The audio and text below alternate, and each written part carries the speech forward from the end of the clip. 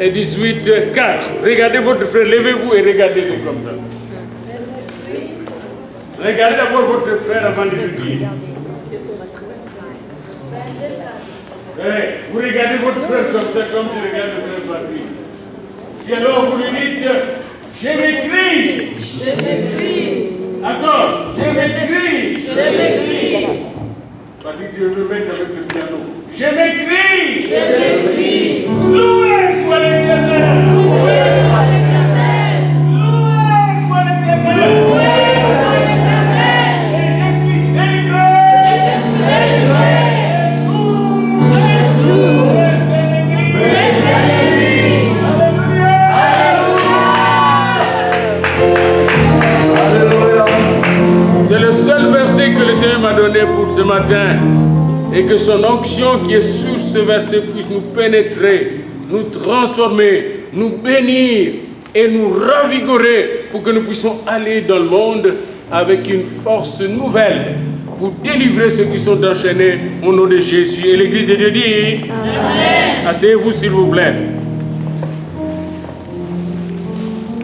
Bien-aimés dans le Seigneur, nous n'avons pas le temps de parcourir 1 et 2 Samuel.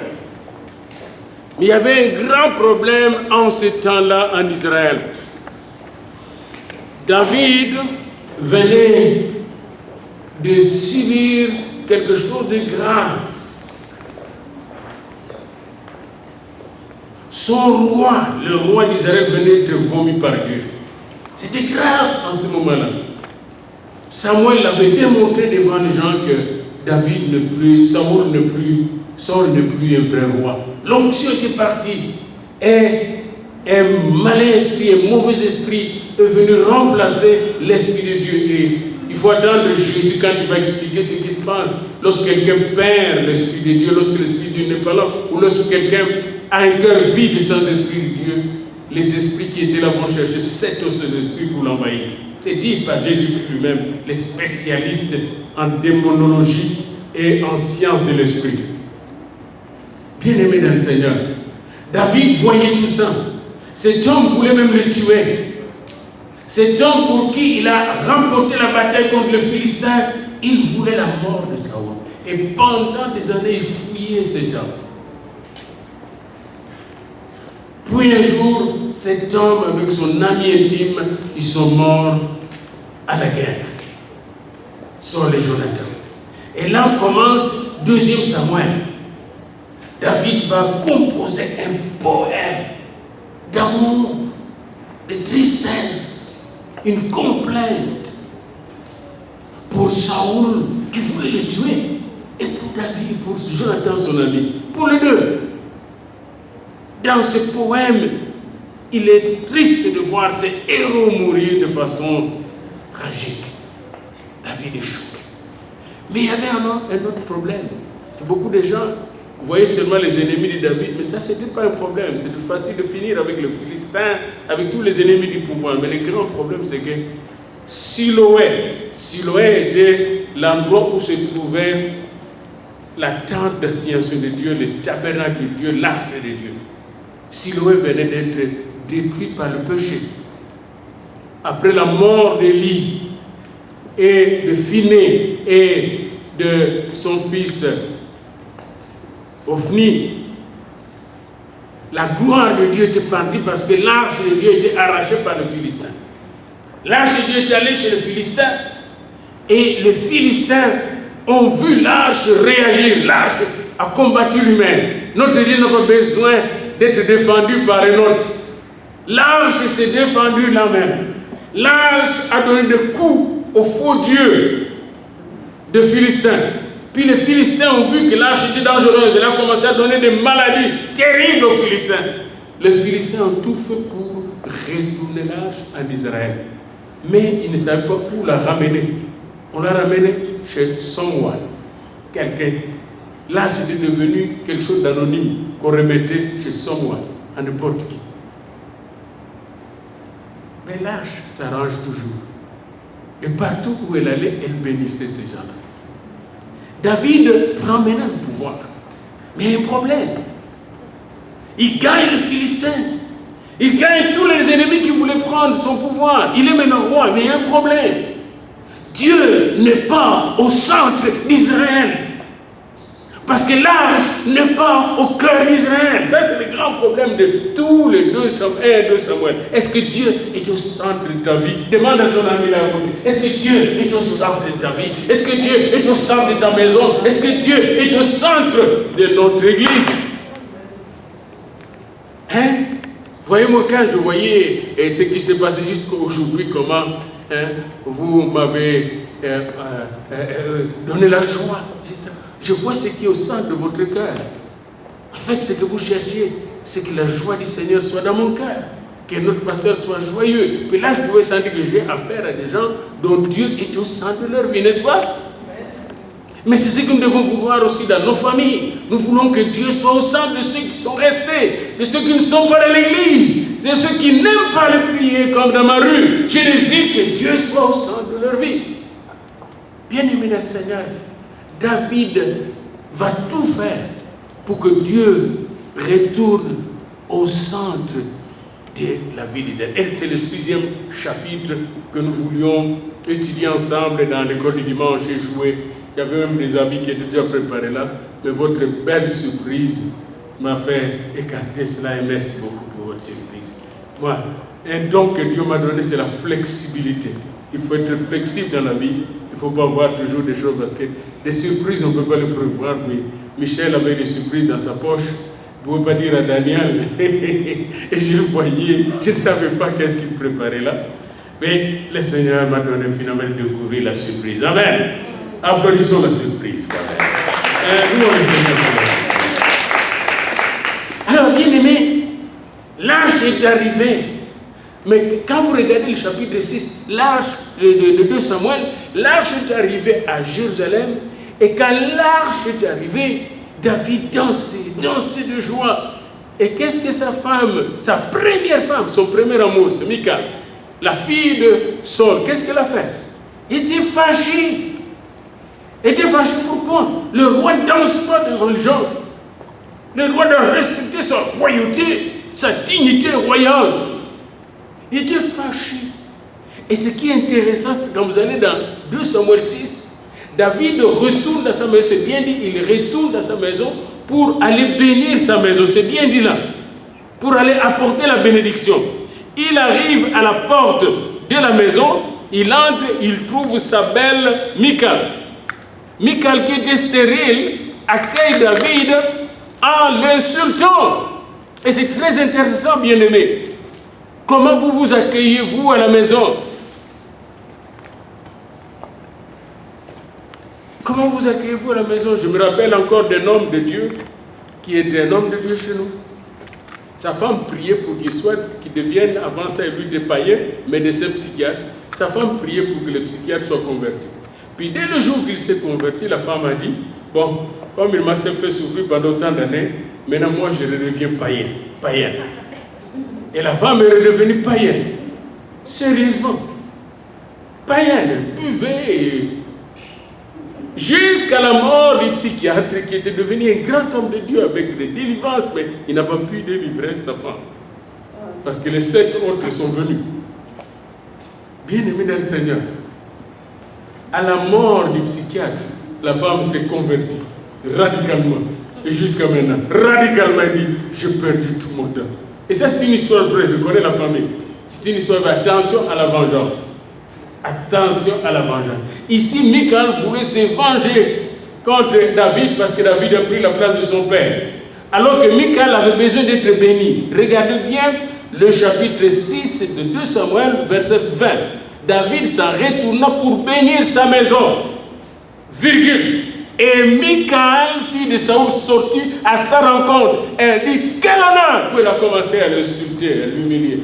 Puis c'était la chicane au lieu d'avoir la bénédiction. Conséquence, dernier verset du chapitre, or Michal, fille de Saoul, n'eut point d'enfant jusqu'au jour de sa mort. J'aimerais vous dire ceci. En réalisant le texte, je suis que si Michal n'était pas sorti avec sa colère, le même esprit qui a donné la fécondité à Sarah, à Rebecca, à Anne, serait descendu sur elle et elle aurait eu des enfants. Je vous dis, le texte est assez clair là-dessus. C'est pas pour rien qu'on le décrit très bien. Sa méchanceté a bloqué la bénédiction de la fécondité.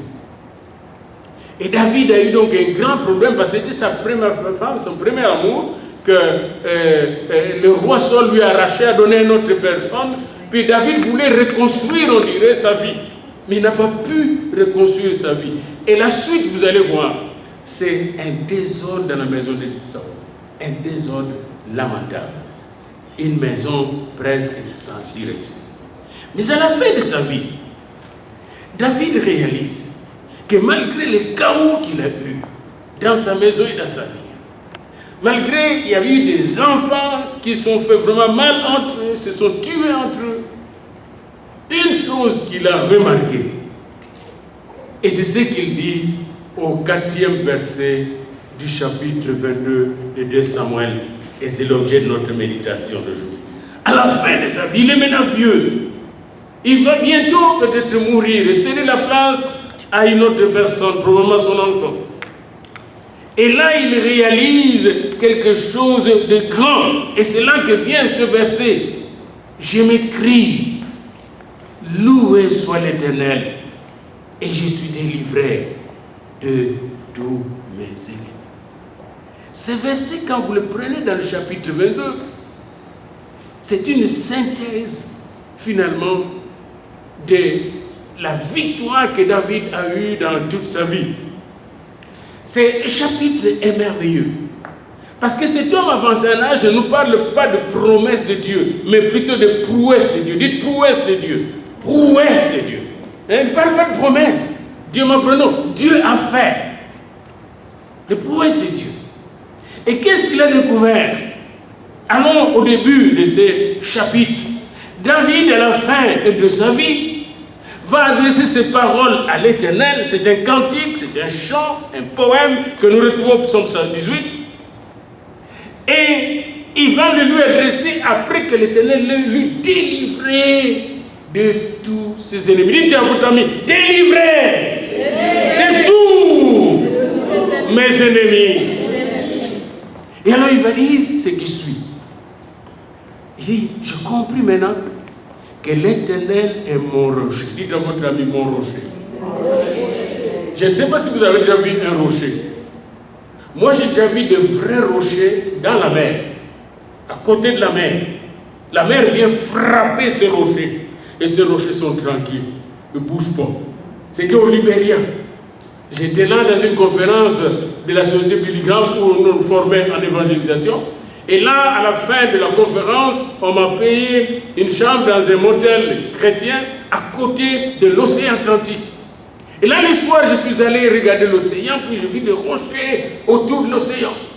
Et les vagues de la mer venaient frapper le rocher, mais aucun rocher ne bougeait. Et quand je regardais ça, j'étais à ce moment-là encore en Afrique, j'ai dit, Dieu est plus fort que ces rochers. Plus solide que ces rochers. David a découvert que malgré les tempêtes qu'il a eues dans sa maison, dans sa propre vie, malgré les attaques qu'il a eues, Dieu était son rocher. L'Éternel est mon rocher, où je trouve un abri. Si vous n'êtes pas encore allé à Macpéla, là où David fouillait Saul, c'est difficile de comprendre cela. Quand je suis allé là, je tout fait avec ma femme et ma fille, que j'étais tellement curieux, je voulais voir la terre promise. Et là, je suis allé dans une caverne. Une des cavernes où David se cachait quand il fouillait Saul. Quand vous allez dans le fin fond de la caverne, il y a des rochers, mais qui sont comme des maisons.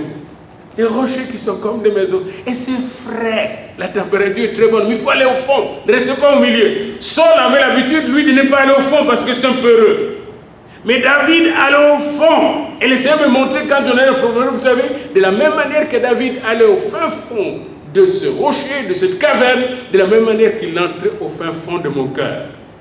De la même manière que je pénétrais le fin fond du cœur de David. C'est pourquoi je dis que David était un homme au cœur de Dieu, dans la parole de Dieu. J'ai compris. Et là, au fin fond, vous trouvez non seulement la fraîcheur, mais aussi de l'eau limpide de l'eau limpide qui sort du rocher. C'est-à-dire David pouvait se nourrir et s'abreuver pendant des jours et des jours là-dedans. Eh bien, Dieu est comme ça. Quand vous entrez dans les profondeurs de la parole de Dieu, dans les profondeurs de promesses de Dieu, que dis-je? Quand vous entrez dans les profondeurs de l'amour de Dieu, que dis-je encore? Quand vous entrez dans les profondeurs de la gloire de Dieu et de sa grâce en Jésus-Christ, bien-aimé, vous êtes en sécurité. Vous pouvez dire, l'Éternel est mon berger, je ne manque de rien. Et c'est ça, bien-aimé. Alors dans ces profondeurs-là, Saul ne pouvait pas toucher David. Toute l'armée de Saul qui cherchait David ne pouvait pas le toucher. Quand vous êtes dans les profondeurs de Dieu, vous êtes protégés par les archanges, par les chérubins et les séraphins de Dieu. Que dis-je encore? Église de Dieu. Dans cette présence, vous êtes en sécurité. Et David a réalisé cela. C'est pourquoi il dit, il est mon bouclier. Et lui, comme soldat, il connaît qu'est-ce qu'est le bouclier, parce que c'est un langage militaire qu'il utilise ici. Parfois, nous qui n'avons pas fait l'armée, on a des difficultés de comprendre cela, bien-aimé. Il est mon bouclier. Et il est la force qui me sauve. Dans l'armée, quand on est en guerre, on a besoin parfois des alliés qui viennent nous aider pour gagner. Si le Canada et les États-Unis n'existaient pas, Hitler allait croquer tous les Européens. Tous les Européens. Mais les Canadiens et les Américains se sont mis ensemble pour aller aider leurs frères, là, pour le sauver de Hitler. Voilà ce qui a fait le salut d'Hitler. Les Russes n'allaient rien faire parce qu'ils n'avaient pas assez à manger. La nourriture que mangeaient les armées russes venait d'ici, de l'Amérique du Nord. Parce que sans manger, ils n'allaient rien faire. Donc encore là, Dieu avait déjà mis en réserve la force nord-américaine pour aller sauver l'Europe. Savez-vous que vous avez toute une armée qui est là pour vous, à votre disposition, pour vous sauver dans n'importe quelle difficulté? Et David a fait l'expérience. David a fait l'expérience que les chars de combat ne valent rien devant les seigneurs. Amen. Et c'est intéressant. Et c'est pourquoi il dit, mais il est ma haute retraite et mon refuge. Vous savez, un refuge? Je suis venu me réfugier au Canada parce que ma vie était en danger. Et quand j'étais au Canada, même les songes que j'avais, des gens qui venaient me tourmenter, je ne l'avais plus. Les songes sont partis. J'étais trop loin de ces gens-là. Eh bien, quand vous êtes en Dieu, quel refuge de mon âme, quelle paix céleste.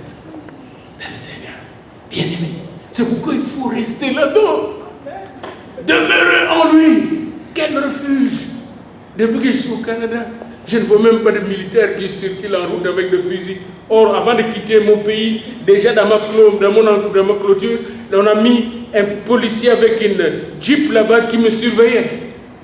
Puis ma fille, Anne-Marie, était vraiment traumatisée parce que chaque fois qu'elle allait à l'école, elle sentait « on va tuer mon père aujourd'hui ». C'était terrible. Mais depuis que nous sommes ici, fini ces pensées. Pourquoi? Parce qu'ils sont restés loin. Bien-aimé del Seigneur, ça c'est venir au Canada, quitter l'Afrique qui était vraiment un champ difficile et dangereux. Mais imaginez-vous quitter le monde, quitter le péché, quitter ce monde de ténèbres et aller dans le royaume de Dieu. Hein? Être adopté par le Papa du ciel et devenir son enfant bien-aimé. Imaginez-vous ça. Mais c'est ce qui est arrivé dans votre vie. Amen. C'est exactement ça. C'est pourquoi nous nous époumons chaque dimanche ici pour vous assurer que vous êtes devenus enfants de Dieu. Pour que vous puissiez dire vous aussi, je m'écris, loué soit l'Éternel. Laissez-moi vous dire ceci. Je me crierai encore, et encore, et encore, et encore plus. Tant de si longtemps que vous ne criez pas avec moi, je crierai encore, jusqu'à ce que vous allez crier, loué soit l'Éternel. Alléluia. Jusqu'à ce que je vais vous contaminer. Parce qu'en vous contaminant, je ne vous donne pas de maladie, je vais vous donner la santé spirituelle, la vie de Dieu, La vie de Dieu, c'est la santé spirituelle. Bien-aimé. Excusez-moi, je vous dis. Il y avait une femme. Son mari a commis des bêtises. Vous connaissez, nous les hommes, comment on commet des bêtises. C'est pourquoi il n'y a pas beaucoup d'hommes souvent ici. Vous pensez qu'ils font de bonnes choses là? Rien. Ils sont perdus dans le monde. Ça, c'est démontré clairement. On est plus fous que vous autres. Et une femme avait un homme comme ça, qui déconne. Un jour, il l'a attrapé dans la connerie que je ne veux pas citer ici avec mes enfants qui sont là. Pour protéger mes enfants, parce que je ne veux pas qu'ils suivent nos conneries. Au nom de Jésus, les enfants, je m'en excuse. Et la maman l'a attrapé, mais dans le sac. Puis, le papa l'a tremblé dans ses pantalons, parce qu'on se croit solide, mais quand on nous attrape, on devient comme des petits enfants. Et là, il tremblait dans ses pantalons, pour ne pas dire dans ses culottes. Et la maman est allée à la maison. Il lui a fait le meilleur repas qu'elle lui ait jamais fait. Le meilleur repas. Il lui a donné le repas. Il dit, mange chérie. Puis, chérie, je vais te parler, le mari. Je vais te parler. Tu vas me dire quoi, chérie? I love you. Ah. Il avait peur, il n'a pas pu manger. Il dit, mais mange. Il dit, non, je pense que vous avez mis de poison là. Il avait peur. Il dit, chérie, je veux manger avec toi. Il a mangé. Allez, mange. Allez, lui donner avec la cuillère. Il lui donne la cuillère. Ah, là, l'assurance est arrivée. Il est devenu comme un bébé. On lui a nourri. Et là, il pleurait. Il demandait pardon. Il pleurait. Le lendemain, il dit, je ne veux jamais à l'église, je veux aller à l'église avec toi. Et là, il a confessé ses péchés. Il était né de nouveau, baptisé du Saint-Esprit. Il est devenu pasteur. Pourquoi il est devenu enfant de Dieu? Parce qu'il y avait une grâce, la grâce de Dieu. Et David a expérimenté cette grâce. C'est pourquoi en expérimentant cette grâce dans toutes les circonstances de sa vie, il a réalisé que quand il criait, loué soit l'Éternel, tous ses ennemis détalaient. Amen. Je m'écris encore et encore, plus encore, loué soit l'Éternel, exalté soit l'Éternel, élevé soit l'Éternel, très haut est l'Éternel, plus haut est l'Éternel, plus grand et tout puissant est l'Éternel. Pouvez-vous crier avec moi? Élevé est l'Éternel, allons-y ensemble.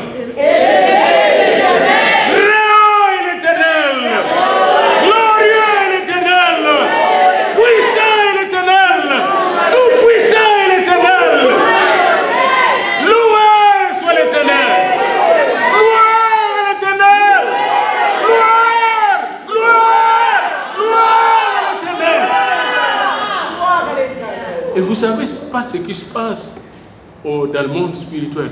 Ici, il n'y a pas de démon qui peut résister là où on loue l'Éternel. Même la maladie fuit là où on loue l'Éternel. Parce qu'il siège au milieu des louanges de son peuple. Amen.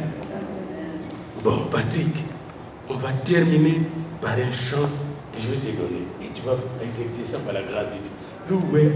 Louez l'Éternel. Là, on se prépare pour la Sainte Seine. Louez